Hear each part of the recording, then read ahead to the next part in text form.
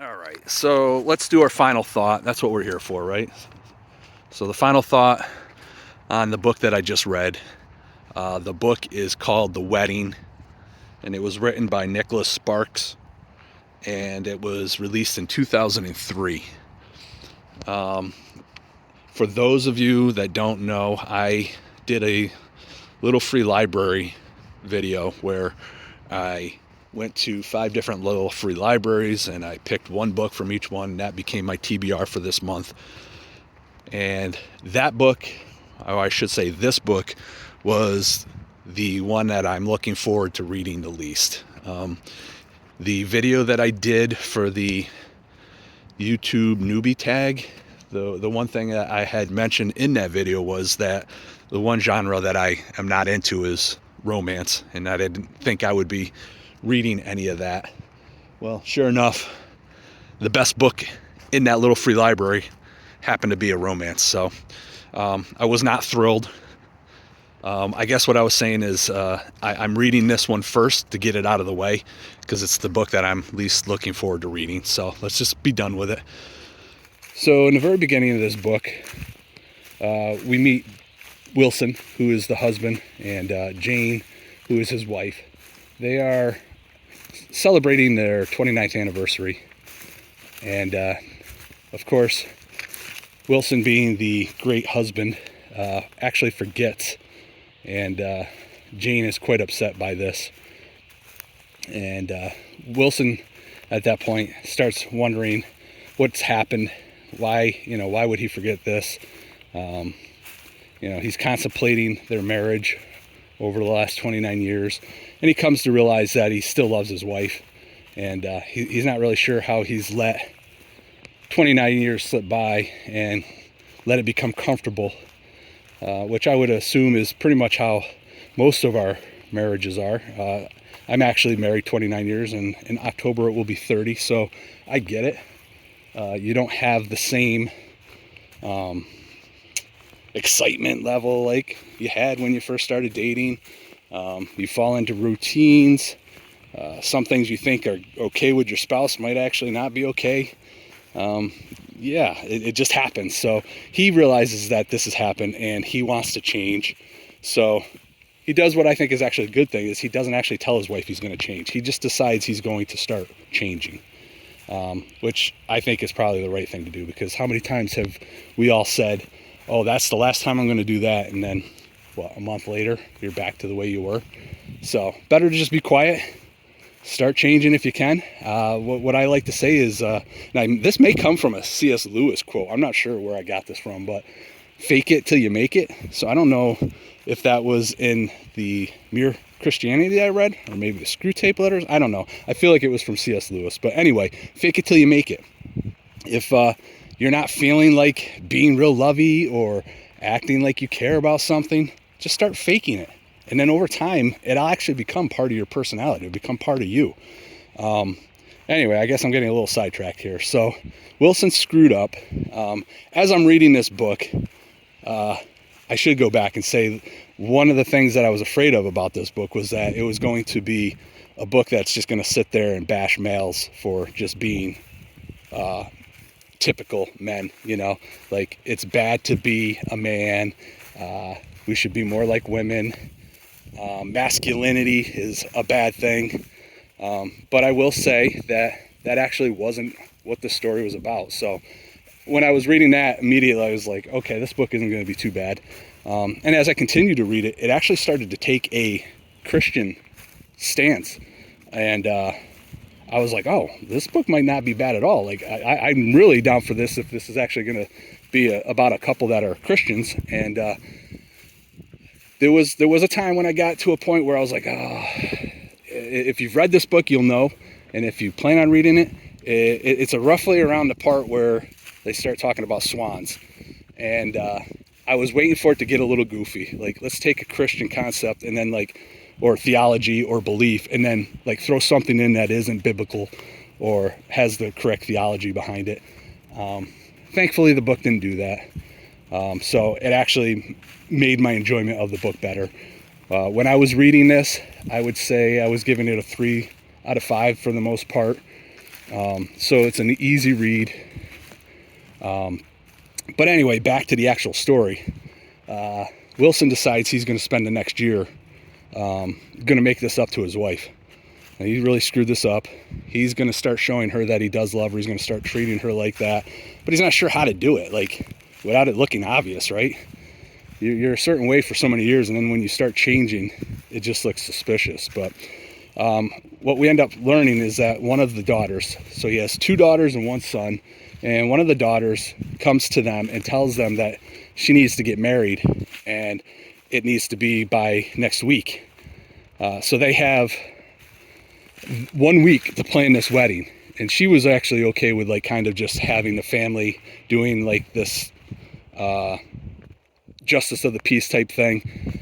And the mother was completely against this, because that is how her and Wilson got married, was through the justice of the peace. And it's something that she's regretted, because she actually is a Christian in this book, and he later on in their relationship becomes a Christian. So he actually was an atheist, came from an atheist family, so he didn't really have that need to have a Christian wedding. And basically it's just something that's really eaten at the wife. So she's like bound and determined, like, that's not going to happen with her daughter. So the book is basically the story about him trying to change, and the wife and the daughter planning this wedding within a week.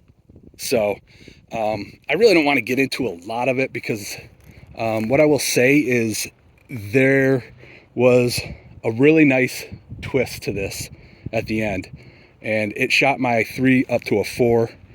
I actually teared up a little bit. So if I have to hand in my man card, I guess I have to hand in my man card. But I don't know. For you people out there that actually read romance, maybe you can tell me this is how these kind of stories go. If you've read this, I'd be curious. Like, I was shocked. I was just like, okay, this is really good, right? Like one of those Hallmark movie moments.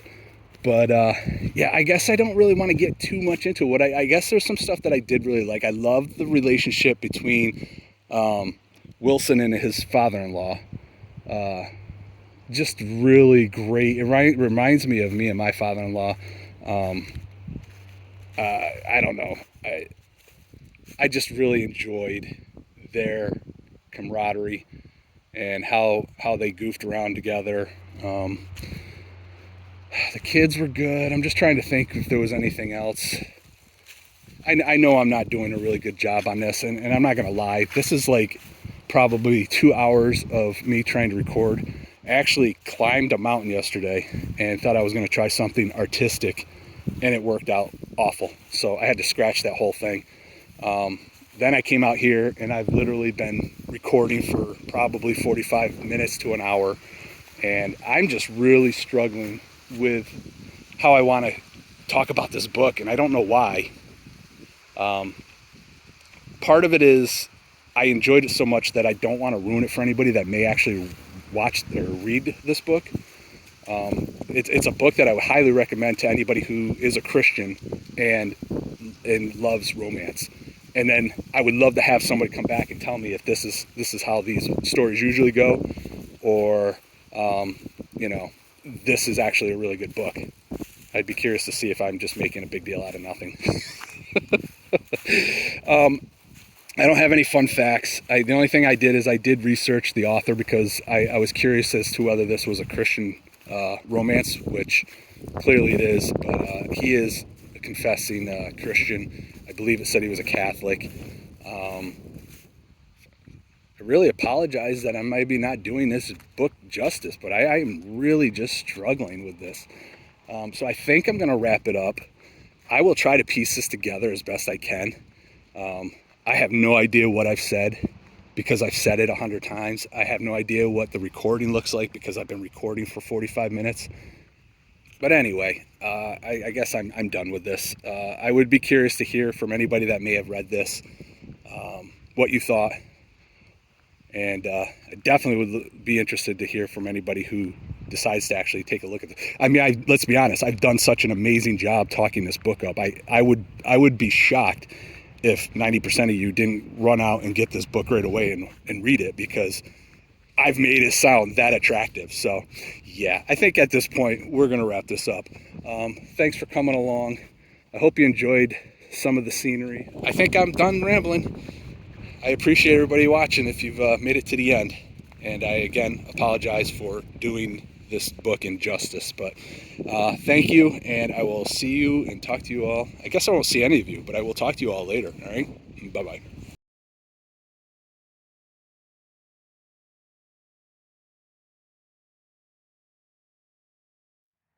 All right, well, today's video, you're going to see that I'm at a different location.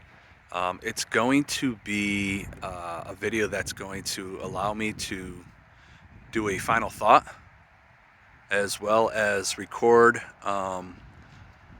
piece of property here. This is, I'm apologizing for the wind. It's going to be what it is today. I've already shot this video once and it sounded awful, so I'm going to redo it, and it is what it is at this point. But this piece of property is the property that my grandparents owned from, I don't know, shortly after World War II up until they passed. And they farmed this property. In the very beginning there, you saw that barn. That was a dairy barn. And then I scanned over to a house that's been remodeled, but that used to be their house. So going to walk the property. I actually used to own a piece of property with a house on it that bordered this years ago. We've since moved, but we raised our kids there. And I used to walk this all the time. Used to take my dog out this way. And the reason I want to get out here and do this is that the property, a good chunk of it has been sold. So I'm going to go to the back fields just to have this on record, so that I have something to look back on. And at the same time, I will be talking about the book that I just finished. So hopefully it isn't too boring. It'll have a lot of sentimental value to me.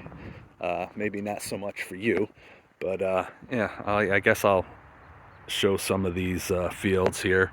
This part of the property is still going to remain in the family. Those woods back there, that's the piece of property I used to own. I had about 7.5 acres. So yeah, there's a couple fields here. Like I said, my grandfather was a dairy farmer.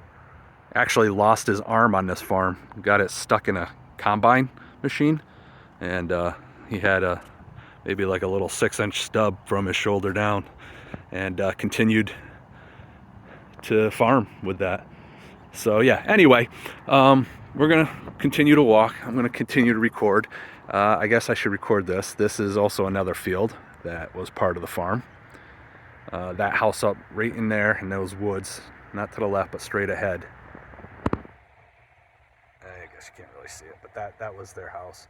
And then there's the barn that I was talking about. So I will probably piece this together a little bit so I'm not rambling. But I do want to make sure that I get enough video so that I can have something to look back on. The sadly, part of this farm being sold off just kind of bums me out to know that anytime I come back here at this point, there's going to be 30 houses out here. But that's progress, I suppose, right? Nobody's farming it. It's kind of landlocked. The only way they got to it was because there was another piece of property way over there that butted up against it, and they were developing it, and we're interested in buying it. So